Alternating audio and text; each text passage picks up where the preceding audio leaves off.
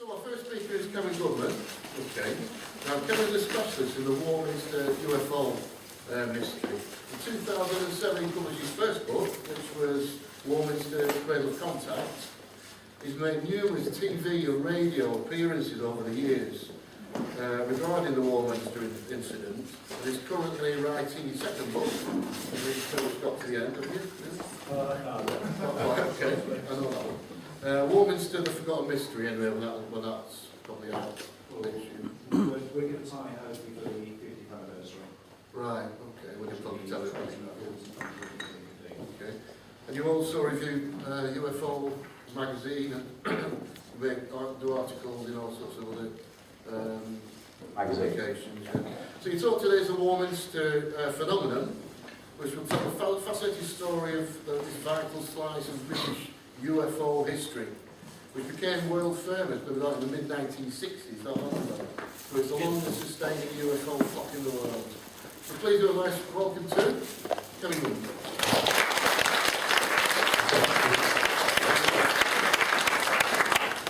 Good morning, everyone. Thank you very much. As we are aware in the news in the last couple of days, we lost 6 soldiers in Afghanistan. So I would like today to dedicate this talk to them. They were based in Warminster, so I think it's only fair that I do that. So, now, Warminster really was only known in the 1960s for 2 things: Longleat, Safari Park, and what was then the School of Infantry. Warminster is a small market town which nestles on the edge of Salisbury Plain. It was in no great importance. Now, as Neil said, the 1960s was when the Warminster phenomenon broke. But to be honest, doing some research, I have found that the phenomenon actually started a lot earlier. First of all, I do apologise as well for some of the slides. Unfortunately, my laptop died on me about a week ago, and I had to do this presentation completely again from scratch. Okay. In the 17th century, there was a report in one of the local papers of strange lights that were seen in the sky which appeared to be battling each other. And this is a recreation I did for a talk that I gave in Warminster in 2010. In the 18th century, there were a series of strange noises which were inexplicable at the time. These noises actually were very similar to the noises which actually started the Warminster phenomenon off in the 1960s, and I'll come back to that in a minute. In 1909, a scant 6 years since the Wright brothers first took flight, a brightly illuminated, fast-moving aeroplane was seen moving across the town. Now, as I say, 1964, Christmas period, was actually the start of the phenomenon, but again, nearby in the Somerset village of Charlton, in 1963, a strange crater was found in a farmer's field. Now, it was so reported in the press that questions were actually asked in Parliament, and the army were called in, and a bomb disposal team actually excavated the site, and according to a lot of the popular press at the time, not a lot was actually seen or found. But the gentleman there on the top right-hand picture, I'm sure probably most of you recognise, is supposedly the man behind the hoax. A gentleman who was supposedly from Australia was actually interviewed and made a number of comments, and Patrick Moore has actually held his hand up and admitted that he wanted to do a social experiment to see what people's ideas and belief systems were at the time. Now, in 1964, on Christmas Day, a housewife was walking to church to attend Mass, where, as according to this contemporary news clipping, she heard a strange noise, which puzzled her, and it made her slightly panicky. Art Shuttlewood, gentleman in the picture, who was a local journalist, picked up on the story. Arthur was originally from Chelmsford in Essex, but moved into Warminster during the Second World War after he'd been evacuated from Dunkirk, and lived there to the end of his life. He got a job, not as a lot of people think, as the editor of the Warminster Journal, but he was actually just a roving reporter. His writing style became more and more florid as the years went on. He's the man who actually put Warminster as a UFO centre on the map. That contemporary clipping there bears some but very little resemblance to the report that Arthur actually gave in his first book, The Warminster Mystery.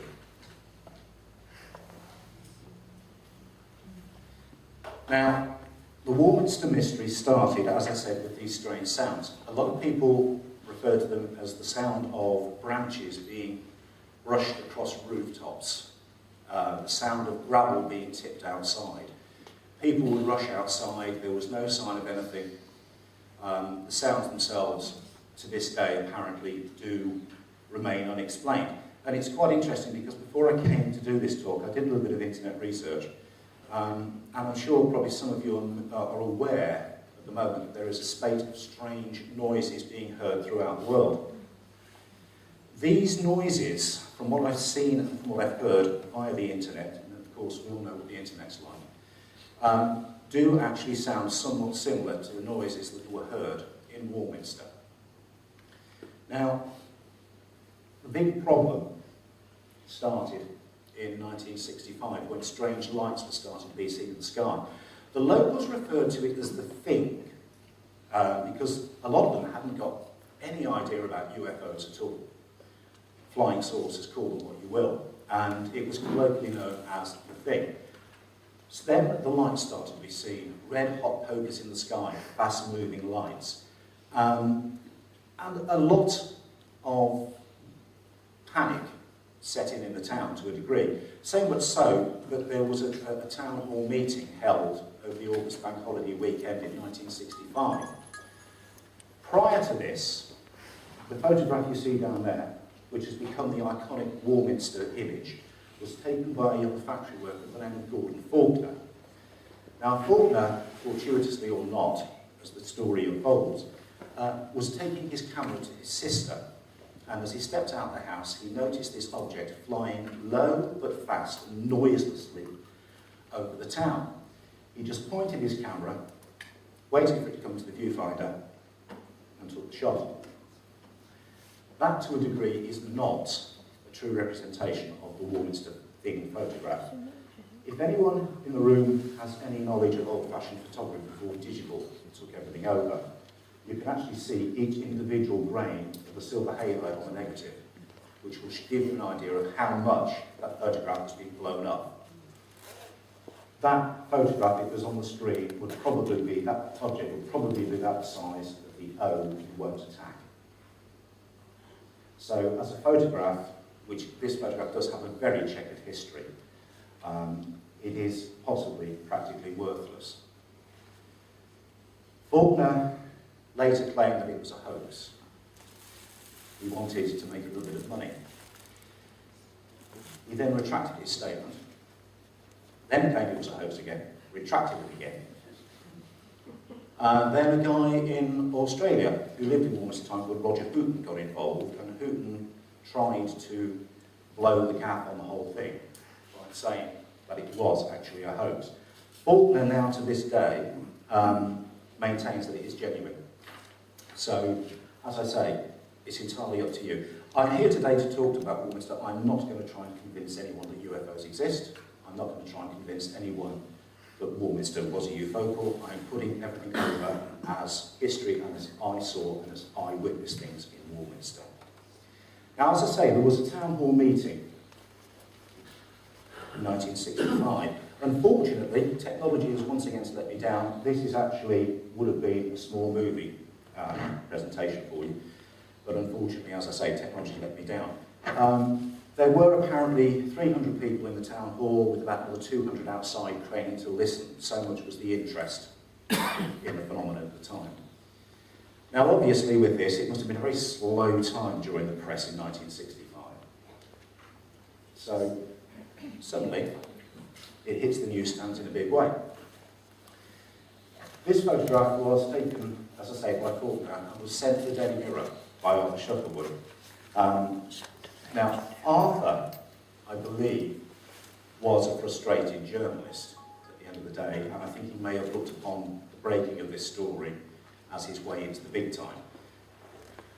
It's a debatable point. Again, as you see, it made a lot of news headlines.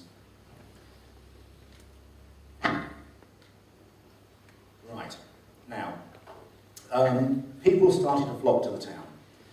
In 1965, during the August Bank Holiday, when the town hall meeting was on, it's the only time in recorded history, and bear in mind that Warminster is a garrison town where the pubs actually ran dry. There were about 1,500 people up on Cradle Hill, which is a hill just outside the town. It's probably chosen in skywatching locations for ease of access. These are two contemporary photographs. The top one actually shows Cradle Hill in 1967. For anyone in the room that's interested in Iron Age history, Battlesbury Hill there, on the top photograph, is actually an Iron Age fort.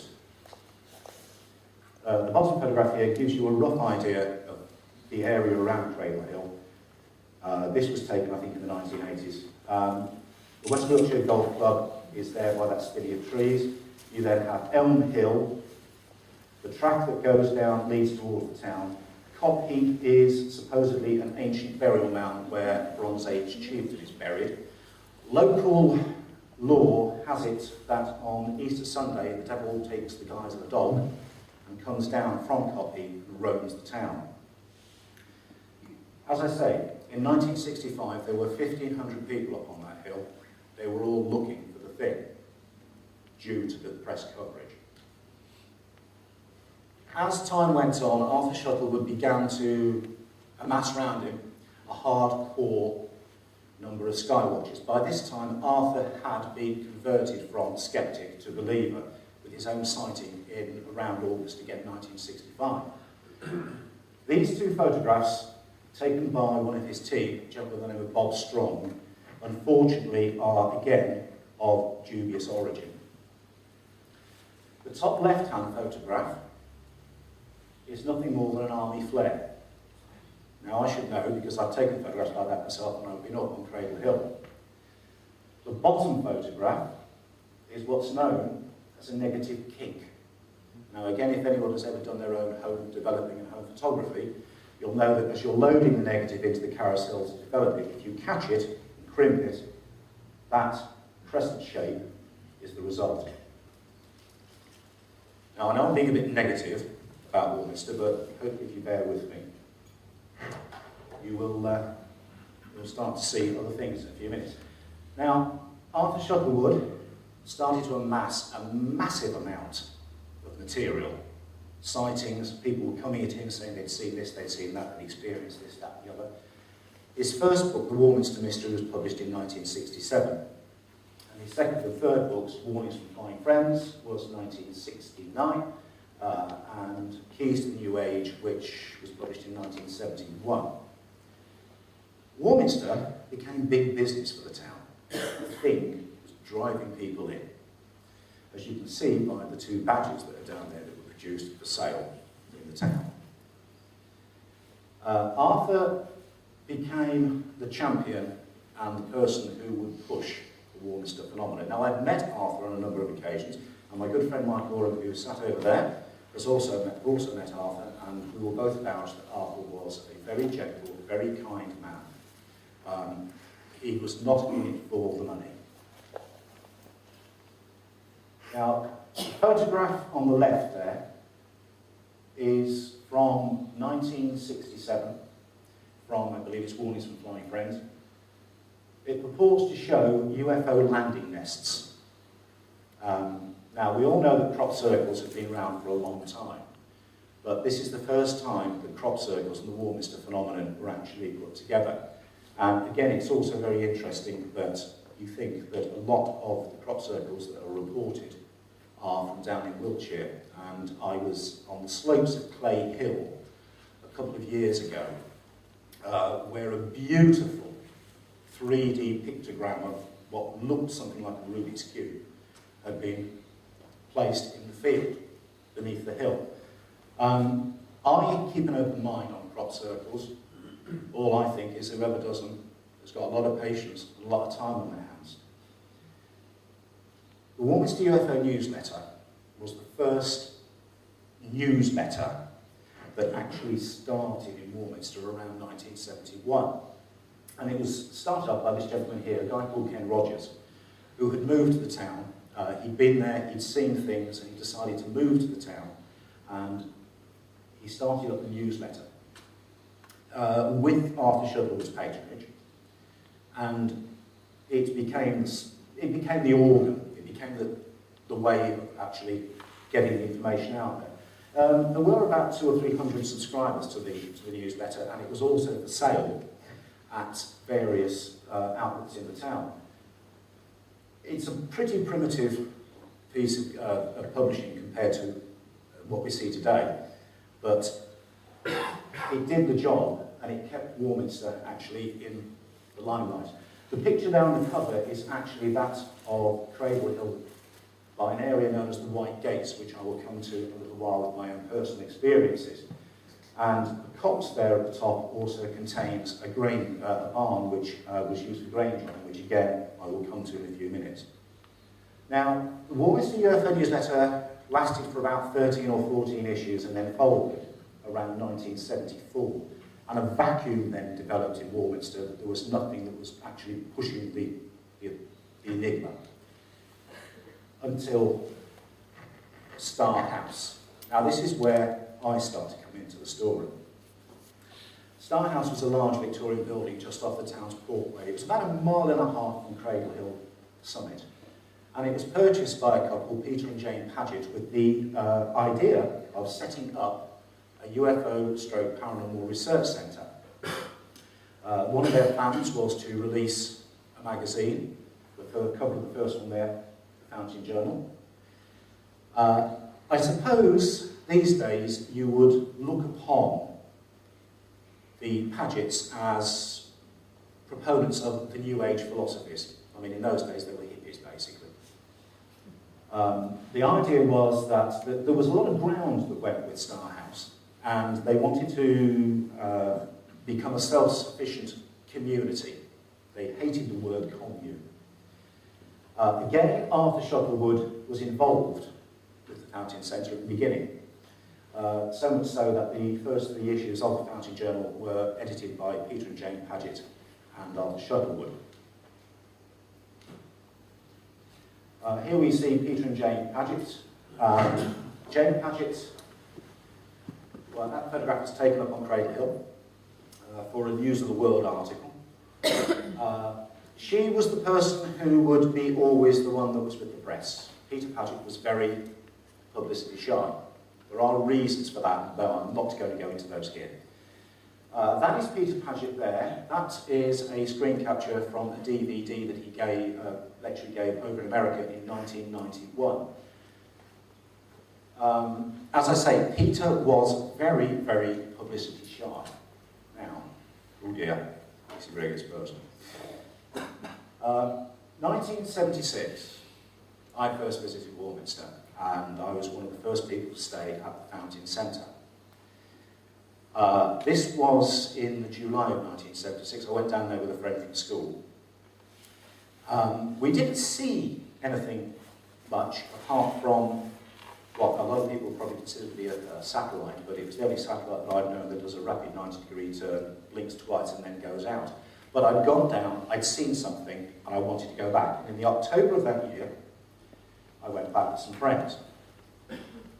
Now, October, as we probably well know, is the season of misty, mellow fruitfulness. We were up on that hill every night, foggy or not. We experienced 1 or 2 weird events up on that hill. As I say, Warminster does have its detractors, but trust me, some of the stuff that I've seen made me think twice. Now, in Easter of 1977, we saw something which to this day is still indelibly printed on my mind. By this time, regular UFO sightings in Warminster had started to decline. The most common objects to be seen were what were known as amber gamblers, which, again, this is a digital recreation of a couple of amber gamblers. We were walking down from the copse at Cradle Hill. Now, it was a beautiful, beautiful, clear, cold, still April evening. It was that still, you could hear the trains going through Warminster Station a mile or so away. As I say, we were walking down from Cradle Hill Copse, which is the right-hand picture there, down towards the area which, as I said, was known as the White Gates, which is the gate complex here. When we saw, coming over from the West Wiltshire Golf Club, one red light, then two, then three, and then four. They were all equally distant spaced apart. They carried over Elm Hill, across Cop Heath, and stationed themselves in a line, equally distant spaced apart, over Battersbury Hill. And there was no sound. That is something like it would have looked like that night. Now, these lights stayed there, just pulsing, for about a minute. And then the left-hand object, without warning, without noise, shot off horizontally on the left, off the left, then did a flawless 90-degree turn upwards without stopping and shot out of sight. The other three lights stayed there, just flashing for about another 30 seconds, and then in unison, they just went straight up, again out of sight. Well, we'd read about this sort of thing, and we thought to ourselves, we've ticked all the boxes. It's a genuine UFO, unidentified, flying, and it's an object. As I say, that will always stay with me.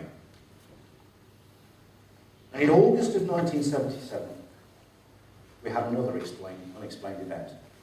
We were again staying at Star House, which by this time was starting to fall apart due to internal politics between various UFO groups in Warminster. And believe you me, if you're into the UFO phenomenon, you will know how ugly, even today, UFO politics can be. We were staying in the green room, which was at the very top of the house. As you can see, it's arrowed there. And that is the view out of the green room window. Now, my friend I was staying with was lying on his bed, which directly overlooked the window. We have an adult audience in here, so I think I'll get away with this. He jumped off his bed and went, "What the fuck's that?" And he went to the window, and I joined him, because I should have been asleep. Traversing the sky from right to left was a silvery, cigar-shaped object, travelling moderately slowly. Chris fumbled for his binoculars, and as he did so, as I just passed my O-level in photography, I got my camera out of my bag, and again this shows how long ago this was. I unscrewed the lens from the camera and screwed on my 400-metre telephoto lens. I ran downstairs into the garden of Star House where I knew there was a clothesline I could brace myself against. As I was lining the camera up in the garden, Chris yelled down from the bedroom window, "Well, I can't see any appendages, there are no wings, there are no tail planes, there's nothing." I focused. I exposed correctly. I shot off 4 photographs. Now, in those days, those cameras used to have a ground glass screen that you looked through, and there was the focusing ring. Everything was perfect. On the photograph, I had the tips of the trees on Elm Hill. So then it disappeared out of sight. Now, I mentioned earlier about the ugly face of UFO politics. Things were getting so ugly in Warminster that Peter Paget offered to have the photograph developed as soon as possible in Warminster because we were staying for about 10 days. I politely declined because I thought to myself, I know what's going to happen. You know, I'm going to have the photograph taken away from me, and before you realise it, you know, Peter Paget's going to make some money out of it. So I waited till I got back home in the Midlands. Now, this is before the days of 24-hour processing, before the days of digital photography. So it took nearly a week for the photographs to get back. And I picked them up from the chemist. And I was walking along and I was looking at the photographs in the wallet. Yes, so-and-so at Stonehenge, so-and-so at Cradle Hill. Came to the full photographs. There was high grey cloud. There was blue sky. There were the tips of Elm Hill's trees on the fourth exposure, but there was no object. Now this thing was dead centre in the viewfinder each time. Now you're probably thinking, oh, maybe you imagined it. You know, you're in Warminster, you heard all the hype. Maybe you had a hallucination. No, because as I was taking the photographs, Chris again yelled down. He said, there are people up on Elm Hill and they're pointing at it. So if that was some kind of psychic phenomenon that we were only experiencing ourselves, then how was it that people near enough a mile away were seeing exactly the same thing that we were? Now, sadly, in the mid-1980s, when I'd lost interest in ufology and Warminster in general, I'd been in the photographs and I kick myself to this day for doing it, because these days with modern software on computers, the chances are if there was anything on that photograph then it would be picked up. But sadly, that is the best I can do, which is Photoshop recreation.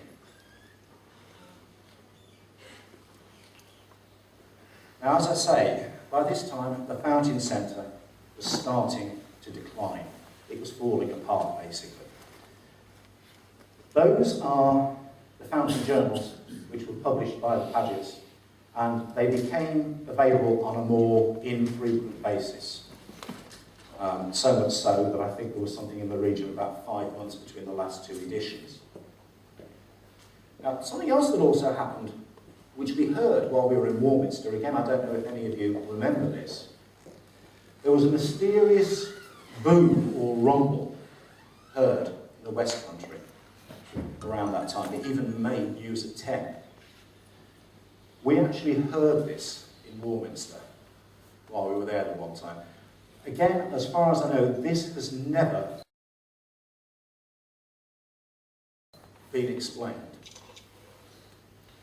It goes back to, again, the start of the Warminster phenomenon, the strange sounds and the so-called earth noises which are being heard at the present time.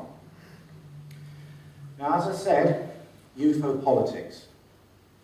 The second group was set up in town by the name of UFO Info.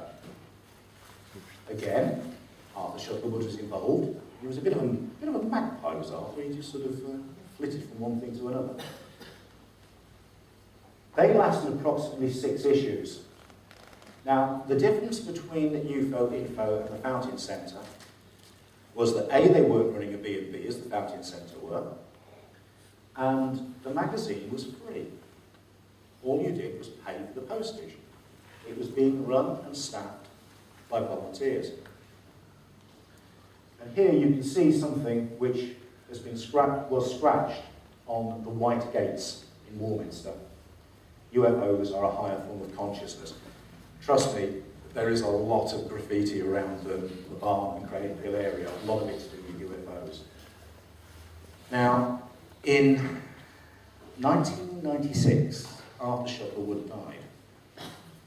He had been in ill health for quite a period of time. He had been known to spend night after night up on his beloved Cradle Hill, still watching, waiting for that elusive one sighting that would give him his answers. Arthur, as I say, was a gentleman. He really was. Nothing was ever too much trouble for him. If you called at his house on Portway, if he was in, he'd always have time for you, although his family, from the mid-1970s onwards, did try and protect him from, shall we say, the more extreme fringe of ufology. Arthur left a legacy behind, insomuch that a lot of today's respected writers and researchers cut their teeth in Warminster. I'm talking about people like Philip Mantley and Timothy Good. Sadly, Ken Rogers is no longer with us as well. He died in 1993. Otherwise, it would probably be Ken Rogers here talking to you today rather than me. Warminster touched the lives of a great deal of people. As to why, we will come to in a minute. A lot of people went to that town looking for something, wanting answers. And this again will lead me in a few minutes into possible causes behind the Warminster phenomenon. Warminster refuses to die. It's an embarrassment to British ufology, either due to the overzealous reporting of Arthur Shuttlewood, his books, the sheer number of sightings that were made. We'll never know. I mean, for example, Shuttlewood claims that he and his team, in a 2 or 3 year period, saw something in the region of 5,000 sightings, which is a hell of a lot of sightings. But Arthur wanted people to go up to the hill and see something. He didn't want people to go away disappointed, which I think is quite commendable. But when you start pointing out possible satellites, meteors, high-flying planes as UFOs, it can sort of muddy the water somewhat. And to give you an idea, again, I'll come to this in a few minutes, but I organise now an annual Skywatch to be held in Warminster, normally during the August bank holiday weekend. And for anybody that goes up there for the first time, they contact me, I say, look, the one thing I ask you to do is don't go up after dark. Please get up there at least half an hour before the sun goes down, because then you've got a chance to observe the surrounding countryside. Because the number of, I mean, this happened a couple of years ago. There's nobody here from the Birmingham UFO group, is there? No, good. Right. We had a group come from the Birmingham UFO group, and they arrived late, and they were seeing this light low in the sky. And they were convinced it was a UFO. And no matter what we told them, it wasn't. All it was a set of car headlights coming over a distant hill. But they'd gone up there after dark. They hadn't done any homework. They hadn't actually looked and sort of thought, well, you know, what are we seeing? Immediately, somebody's Ford Fiesta comes over the horizon 3 miles away and it's a UFO. Now, as I say, Warminster refuses to die. Now, I have to make a public apology here, ladies and gentlemen. As I say, my friend Mike Gorham is over there on the side there. I haven't put his book up here, I'm afraid, and I do apologise, Mike, because I didn't know he was going to be here. The Warminster Triangle was published by Ken Rogers just before he died in 1993. For those of you who have a sceptical bent, I recommend the middle book, In Alien Heat by Steve Dewey and the late John Rees. Steve Dewey is now actually my writing partner, and he is the guy that I am writing this Warminster the Forgotten Mystery book with. And on the right is my own small tome, which is at present unavailable, but I am searching for a publisher to republish it. Now, as I say, Warminster refuses to die. It still generates a vast amount of public and press interest. There's a press cutting there from, I can't remember the date on that one, but I think it might be 2008 or 2009, from one of the Wiltshire papers. And in 2009 and 2010, 2 conventions were held in Warminster with an imaginatively titled Weird 9 and Weird 10, which attracted a number of high-profile speakers. Warminster, as I say, continues to attract people. In fact, 2 years ago I was contacted by the BBC, who were filming, of all things, Flog It. And they were filming in Warminster. Now, I don't know if everybody in the audience actually watches Flog It, but there's normally about a 10-minute section in each programme which deals with something to do with the town that they're visiting. And I was asked to go down to Cradle and to do a piece to camera, which I thoroughly enjoyed doing. Paul Martin, the presenter, was very pleased because I did it in one take and they could get off down the pub early. Now, Warminster, some possible causes. Now, this photograph here, by the way, is another digital recreation of what was known as the Amber Gambler. This shot here is actually the far side of Cradle Hill Copse, looking over towards Copse 2, which is more onto military land. Right, now was it a social phenomenon? Was it a product of its time? Were aliens responsible?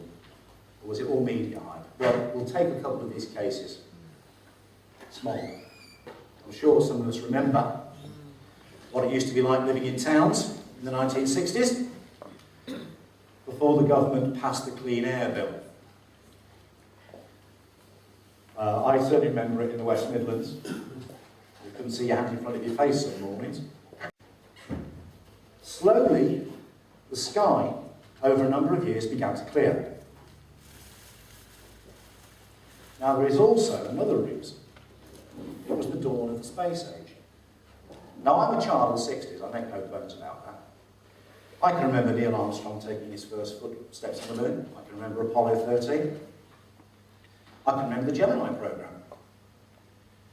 So again, allied to that, is it possible that people were now starting to think heavenwards rather than more earthwards?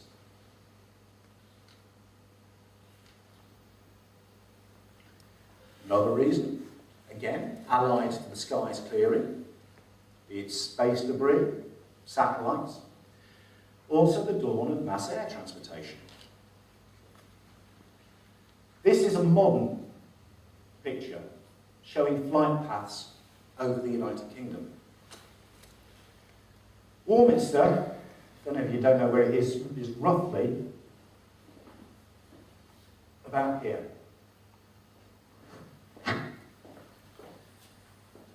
Now, I know I said about clean skies. A whole generation was seeing the night sky more clearly than they had done for years. And this was also before light pollution became a problem as well. Just as an aside here, I had not been up to Cradle Hill for many, many years. The last time I went up at night, probably before I got back into the subject, was around 1984, 1985. And in 2006, I went back for the first time. It is that light up there now, you can read a book due to the amount of light pollution. Admittedly, the army don't help. The fact that they put lights everywhere on the School of Infantry. But, you know, it has taken away some of the mystery, I'm afraid, of Warminster. Now again, I'm old enough to remember that picture, just because my brother was one. It obviously was at the right time at the start of the hippie movement. People were, again, as I said before, starting to look for something different, wanting to believe in something a little more esoteric. So much so that it is apparently, I have been told that the Rolling Stones in the 60s actually attended a Skywatch, as did members of the Moody Blues. Now, another cause, now I make an apology here. I'm sure there are people in this room who know a darn sight more about Earth lights than I do. That is Clay Hill. Now, that would be the ideal skywatching location in Warminster. But as you can see, it's a little steep. And I'm getting too old to climb to the top of that. Around Clay Hill, there are a number of small fault lines. And Clay Hill is one of the areas in Warminster where the Amber Gambler is seen. So whether that is allied to some of the sightings, I don't honestly know. Ley lines. Again, I profess not to know a great deal about ley lines. I am learning slowly. It is said that there are at least 12 ley lines which converge or cross over Warminster, possibly quite close to Clay Hill. Now, I keep an open mind on the Warminster subject and ufology in general these days. If you'd have asked me 20 years ago, do UFOs exist, I would have said yes. These days, I tend to sit on the fence. Talking of fences, look at the history of the fence. That map shows basically the Salisbury Plain training area. The area marked with the star, just in the top left-hand corner, is the location of Cradle Hill. A lot of people have given the army as a convenient excuse as to a lot of the sightings that were seen in Warminster. Now, I will say that probably 50 to 75% of sightings in Warminster are possibly explained due to misidentification or whatever. But there is always still going to be a hardcore set of sightings that will remain unexplained. Now, this is a new piece which literally only came into me a couple of days ago. And it's not the first time that people have contacted me. After spending time in Germany, he'd been posted to Warminster in the spring of 1971 to the School of Infantry. It's now known as the School of Land Warfare. Between arriving in the town and leaving in the summer of 1972, he reports seeing at least 3 strange things in the skies whilst carrying out his military duties. The base was busy then, and a steady turnover of soldiers arriving and leaving as their training began and ended. The witnesses had numerous duties to support the training exercises that were conducted day and night, taking up regular guard duty during the night as well as being in charge of signing out and back the munitions that will be used during each exercise. These munitions would consist of everything from bullets to flares and rockets. Of the 3 sightings reported, this was of particular interest. The sighting, a yellow light, streaked through the sky and appeared to crash in the ground near Salisbury Plain. The sightings were not related to the exercises going on. They came the wrong way from the town towards the plain, which, again, if you remember me saying about the Easter 1977 sighting, that was exactly what happened. I used to come home and tell my wife about the strange things that we'd seen that night. Now, these are soldiers. And I know that some ufologists give a great deal of stall on sightings made by policemen and air pilots. And it's interesting that this is not the first time that someone from the military has commented off the record that they had seen things while stationed in Warminster at the School of Infantry that they couldn't explain.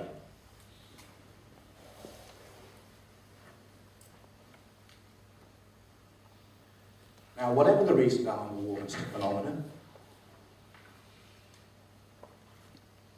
if it is UFOs, I'm saying it is, I'm not saying it isn't, but is it sheer arrogance on our behalf to think that in the vastness of space, we are the only intelligent life in the universe? I was brought up a Catholic, and my belief in UFOs was frowned upon by my parents. So much so that I had to resort to reading UFO books under the cover of my eiderdown. And my mother called me reading one night, and I don't think she was more horrified that it was a copy of Henry von Daniken's Chariots of the Gods, or it wasn't a copy of Mayfair. However, the Vatican, apparently, has now backtracked and said that when intelligent life is found in the universe, it is all part of God's great plan. When I was at school, the Catholic Church drummed into me that man was alone in the universe and we were God's only creation. And it's also an interesting thought that apparently outside of NASA, the Vatican has the second biggest xenobiological research facility in the world. Now, is Warminster a portal? We don't know. It's possibly another explanation. Warminster, as I said before, has a legacy. There is an upswell of interest again in Warminster at the moment. It's not down to me, at least I don't think it is. If it was, I'd be here at Rolls Royce. As I said before, it touched a lot of people. Now every year, as I say, since 2008, we gather on Cradle Hill, August Bank Holiday Saturday, come rain or shine. Mike is there, just there.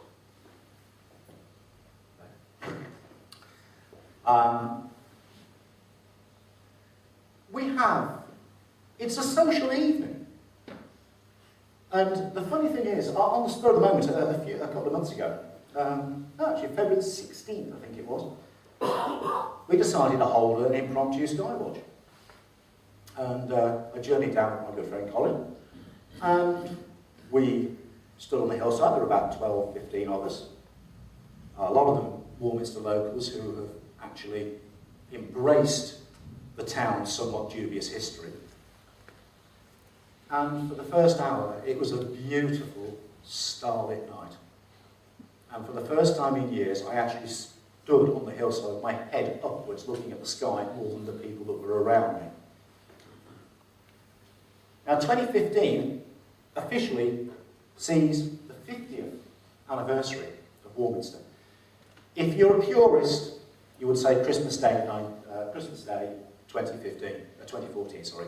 But as it hit the press in a big way in 2015, we're hopefully aiming for some kind of celebratory event to be held in the town. That's if the town people, of course, can be bothered to even get off their backsides and actually do anything about it. Now, Warminster, you go to the town today, in the 1960s, the population was around 11,000. It's now about 20. 90% of the people haven't got a clue what happened in the town. And I'm afraid this press cutting proves it. It's basically a school decided, it's something that a lot of schools apparently are doing now. They're mocking up a UFO landing in the school playing field. And this happened at a primary school in Warminster. And in that report, I'm afraid I do apologise for equality, there is not one mention of what happened in Warminster all those years ago, which I find either sloppy reporting or the fact the town still denies that something actually happened there. Right, well, I'm just about done. I think we've got about 10 minutes for any questions, if anybody's got any.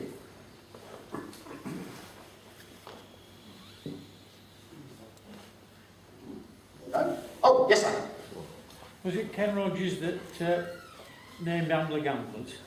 No, it was Arthur Shuttlewood. Arthur had a very, very colourful turn of phrase.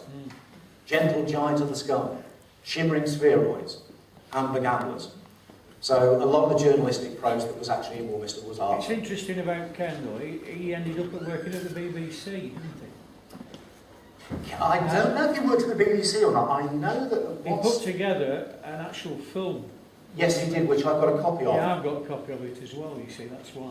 Yeah. And he raided their archives. A lot of it was purloined from their archives. I mean, a lot of it was taken from a 1966 documentary called Pie in the Sky. Yeah. Ken actually worked, I believe, originally for the Daily Express in London. So therefore he would have had access via his press contacts to various people. I mean, I tried to get a copy of Pie in the Sky out of the BBC. No chance. And it's like trying to pull teeth. However, I did write a small article, if anybody's interested, on the BBC Wiltshire website. I think it's under the title Moonraking or something as similar to that. And the guy who commissioned me to do it actually has managed to get BBC Archives freed, and you can actually watch the entire documentary on that site. So, as I say, a lot of the titles, a lot of the hyperbole did actually come from archives. Yeah. Yes, ma'am. Given all the technology we've got now, have you got any plans for 2015? You know, like you've got webcams, etc. To scan the skies. Did you do that in any way for 2015? It's something definitely. I must admit, as I said, I'm a bit of a Luddite as regards technology. I'm the first person to admit it. But it's definitely something that we will look at. One of the plans that I've got in my head at the moment is that there were four skywatching locations around Warminster. There was Cradle Hill, which was the main one. There was an area which became very popular in the 1970s called Upton Scudamour, which was a small village just outside of Warminster. There's Clay Hill itself, which is that tall mound, and there's an area called Star Hill, which was beyond Battlesbury.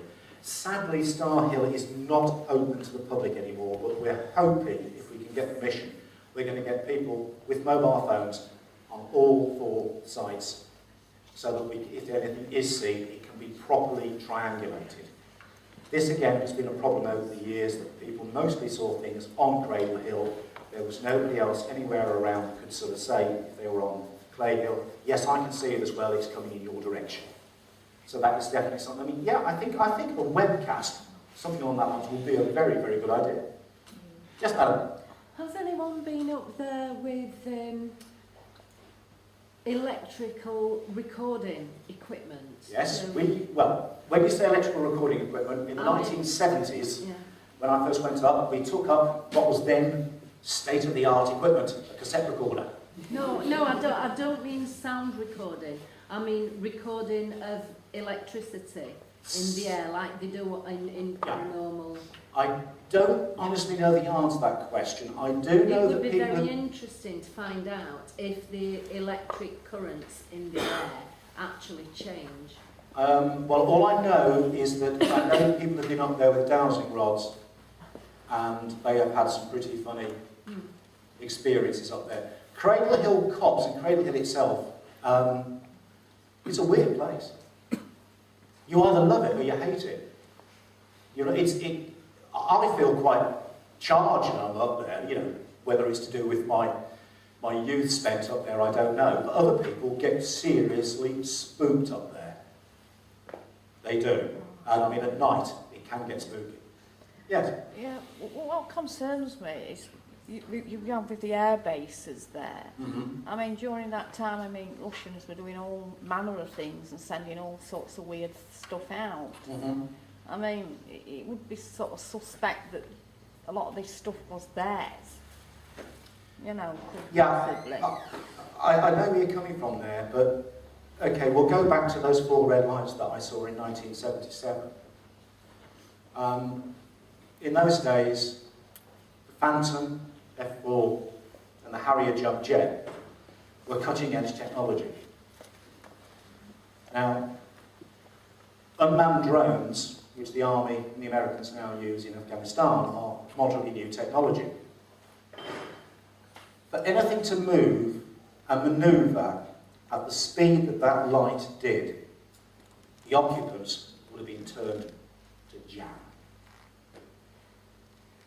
So I honestly don't know. I mean, I'd like to think, you know, that there is a romantic reason behind the Warminster phenomenon. There could well be just a common denominator, I don't know. But we are talking the mid-1970s here, when basically no mobile phones. I mean, if you got into trouble up in Cradle Hill, Cots, if you fell over and broke your leg, it's a long crawl back to the town. So there's no mobile phones, no laptops, nothing. So, in answer to your question, if it was surveillance equipment, then God knows what we're using now. Did you have any reports of effects on animals, like a dog that you took up there, and how they reacted? Well, it's actually funny you saying that, because for a number of years, Cradle Hill, as I say, it was very close to the Army land. And when the Right to Roam Bill was passed, the MOD were forced to open up some of the land up there. And Cradle Hill, until recently, actually became, during the day at least, the dog walking capital of the town. As we're all amongst consenting adults of a certain age, all I will also say is that at night time it became at the centre of a different type of canine activity. But there were reports of animals being spooked, particularly in the early days, definitely. Dogs which would not settle after the thing had been heard or seen. But as for today, I don't honestly know. Anyone else? Oh, yes. You mentioned earthlights as regards Cradle Hill. Now this area, right up into Dales, is fault line, just like that is. Yeah. And we get reports of stuff like this. Yeah. Which is one reason why I think that some of the sightings in Warminster may well be down to earthlights. I mean, I did have quite an in-depth chat with Paul Devereux a while back, and I'm afraid, as much as I like Paul, a lot of this stuff went straight over my head. I've been into this subject for 30, 40 years, and I'm still learning. You know, and I mean, in the early days, yes, I did embrace the ET hypothesis, whatever you want to call it. But now, I do have to, as I say, sit on the fence and sort of look upon things with a more, not sceptical, but realistic attitude. Definitely. Yes, sir? You talked about the convergence of ley lines in that particular area. How are you defining the word ley? I'm defining the word ley as, unfortunately, Arthur Shuttlewood did, which I think is basically going on the lines of the Alfred Watkins Old Straight Track. So have you done any investigations as to whether these leys could contain energy? I haven't, no, unfortunately. There are only so many number of hours in the day. But it is something which I'm going to be looking into at some stage. I mean, of course, there is, I think, was it Annie Michel who wrote the... John Michel. No, it was Annie Michel, the Frenchman, who wrote a book on ley lines and UFOs in France, which I think was around the same time of the Warminster phenomenon. So whether or not the two are again related, I don't know. But again, John Michel, yes, he did write quite a number of very influential books. Yes, sir? Can there be a chance that all these sightings actually like human being made technologies which can cooperate with these ley lines and with magnetic fields and like anti-gravity sources which army might have in possessions and let's say recreated from after Second World War? Are you talking the secret Nazi technology that the Nazis were supposedly working on? Yeah, I mean some recreation of that and government or army stick it in surroundings. Can you take this into consideration? I don't know. I mean, that's one question I've never actually been asked. So you've thrown me there slightly. The one thing which, again, is interesting is I'm sure most of you here have heard of a guy called Nick Pope, who likes to refer to himself as the UK's Fox Mulder. Excuse me while I throw up. I'll second that. I'll forfeit. I'll lynch him. Right. No, seriously. About 15 miles as the crow flies from Warminster, there is an area called Rudlow Manor, which some of you may have heard of. Certain sections of ufology like to refer to Rudlow Manor as Britain's Area 51. Unfortunately, there is not that much truth in that particular theory, because all Rudlow Manor did, apparently, as far as I've been able to research, is to store and collate UFO sightings that came in from the MOD's sighting desk. However, on saying that, and this is a story which I can vouch for myself because I was actually down there, as it were, quite close to Rudlow Manor, there is Corsham, which again is another quite secret area. And near Corsham is an area called Monkton Farley. And in the 1980s, the Monkton Farley mines were opened to the public.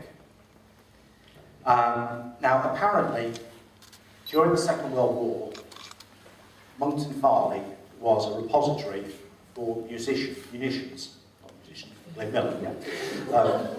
Sorry about that. For munitions. And we were taken, they were doing public trips. So my late wife and I went down. And it was a bloody eye-opener. You know, you walk down 50 to 60 steps, quite steep, a bit like going on the London Underground without the escalator. You're down deep, and you're going through these huge, cavernous tunnels and passages. And this one thing that the tour guide will always stick in my mind. And he said that if the Germans had managed to have located, knew what was in Monkton Farley, and they dropped one of their earthquake bombs, whatever they call them, on it, there were enough munitions there to wipe Bath off the face of the map. And all they had were 1-inch thick steel doors segregating each munitions depot. This place is absolutely huge, and we got to an area where there was a brand new painted grey steel bulkhead door. And the guy said, this is as far as we can go, because as from here, it is MOD property and it is top secret. And it turns out we were quite close then to run them out. There's a railway line in there as well. Yeah, the Boxton. Yeah, Boxall, yeah. Okay. I think, yeah. I think we're done. You want to take a couple more away? Anybody else got any questions? Is there any connection to Stonehenge? Well, again, Stonehenge, well, again, one of the things I always like to say about the Warminster phenomenon is that, no disrespect to this part of the country, because I will get pictures, I'll leave. Wiltshire does have an inordinate number of ancient sites. Stonehenge, Avebury, West Kennet, Silbury Hill, to name but a few. Again, Stonehenge is, I would say, about 10 to 12 miles as the crow flies from Warminster. So, whether or not there is a link between that is really it's for the individual themselves to actually to work out and to believe it. I mean, personally, possibly it's just by chance, I don't know.